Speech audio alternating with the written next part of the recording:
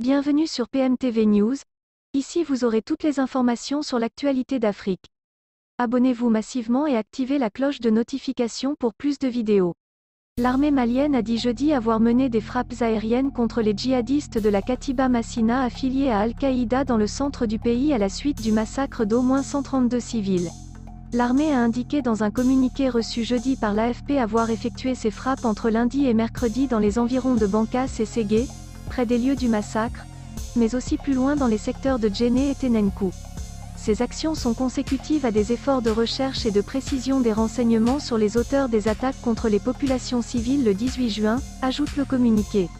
L'armée n'a fourni aucun bilan de ces opérations.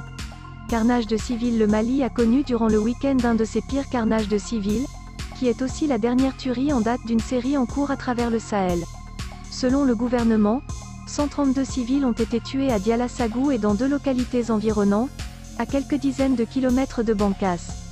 L'armée malienne a décrit ces tueries comme le contre-coup de la forte pression, à laquelle les djihadistes sont soumis de sa part depuis plusieurs mois selon elle. L'ONU, la France et de nombreux observateurs se disent gravement préoccupés par la dégradation sécuritaire au Mali. Crise sécuritaire. Plusieurs dizaines d'habitants ont manifesté mardi à Bankas pour réclamer la protection de l'État.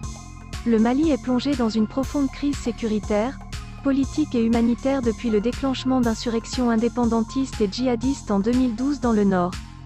La propagation djihadiste a gagné le centre et les pays voisins, Burkina Faso et Niger.